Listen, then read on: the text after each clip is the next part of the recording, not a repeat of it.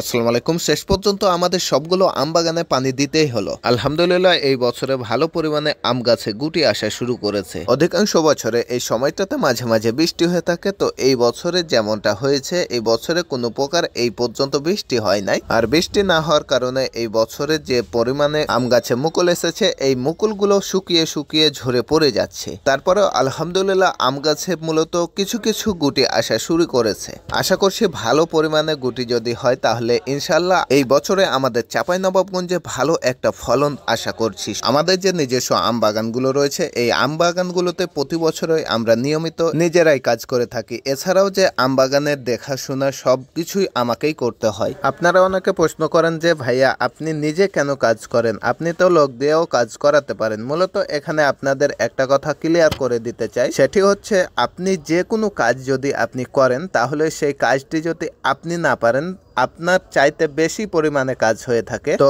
এখানে যেটা করতে পারেন এই জায়গাটাতে আপনি থেকে তার পরবর্তী সময়ে আপনার যে কাজগুলো বেশি হবে, আপনি যেহেতু পারবেন না, আরো 2টা থেকে 3টা লোক লাগবে, সেই ক্ষেত্রে আপনি লোক দিয়ে কাজ করাতে পারেন। তবে এখানে আপনাকে নিজে থেকেই কিন্তু কাজগুলো করতে হবে। মূলত সেখানে আপনি যদি না থেকে লোক দিয়ে কাজ করান, সেহেতু সেখানে যে আপনার পরিমাণে কাজ করার দরকার, অর্থাৎ যে কাজটি আপনাকে করতে হবে ভালোভাবে, সেই কাজটির ওপর সেই লোকটির তেমন একটা ধারণা নাই। সেই ক্ষেত্রে যেটা হবে, সেই কাজটি সঠিকভাবে না করার ক্ষেত্রে আপনার খামার বলেন কিংবা আপনার কোনো প্রজেক্ট বলেন, সেই ক্ষেত্রে অনেক বড় ক্ষতির সম্মুখীন হতে পারেন আপনি। তবে যদি আপনি নিজে থেকে এই কাজগুলো করেন কিংবা লোক দিয়ে করান, পরবর্তী সময়ে একদিন ভুল হওয়ার পরবর্তী সময়ে আপনি সেটা দেখে সেটা সঠিকভাবে করতে পারবেন, যেহেতু আপনার সেই ক্ষেত্রে আপনার ধারণা আছে এই বিষয়গুলোতে। তো যাই হোক, আপনাদের একটাই কথা বলবো, আপনার নিজের কাজ আপনি নিজে করার চেষ্টা করেন, তাহলে আপনি যে কোনো সেক্টরে ভালো কিছু করতে পারবেন ইনশাল্লাহ। তো আমাদের যে বাগানগুলো রয়েছে সেগুলো দেখাশোনা আমরা নিজেরাই করে থাকি।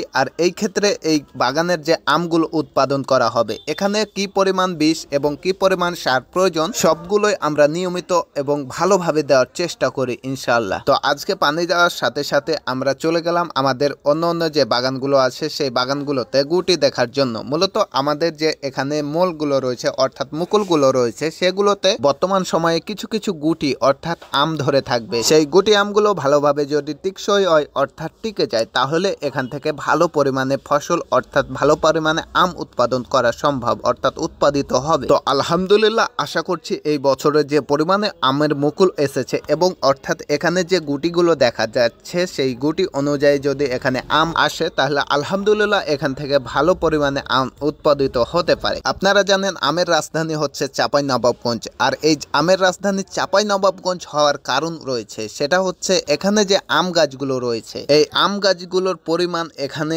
অনেক অনেক বেশি। এছাড়াও যে গুরুত্বপূর্ণ বিষয়টি হচ্ছে, সেটি হচ্ছে চাঁপাইনবাবগঞ্জের আম স্বাদে এবং গুণে এবং মানেও অনেক ভালো, যেটা হয়তোবা আপনারা অনেকেই জানেন এই চাঁপাইনবাবগঞ্জের আম কতটা বিখ্যাত আম। তবে বর্তমানে বাংলাদেশের বিভিন্ন জায়গায় এই আমগুলো উৎপাদন করতে শুরু করেছে অনেকে। তো যাই হোক, চাঁপাইনবাবগঞ্জের আম হলেই যে মিষ্টি হবে, খুবই সুস্বাদু হবে তাই না। এখানে বিভিন্ন জাতের আম রয়েছে। এই আমগুলোর মধ্যে কিছু কিছু জাত রয়েছে যেটা অনেক সুস্বাদু এবং সুমিষ্টি। তবে সেই আমগুলো কোনো বিশ্বস্ত লোক থেকে সংগ্রহ করতে হবে, তাহলে আপনি এই চাঁপাইনবাবগঞ্জের আমের স্বাদ গ্রহণ করতে পারবেন অরিজিনালি। তো সকলে সুস্থ থাকবেন, ভালো থাকবেন, আমাদের জন্য দোয়া করবেন। তো আল্লাহ তাআলা আপনাদের সবাইকে ভালো রাখুন। আসসালামু আলাইকুম ওয়া রাহমাতুল্লাহ।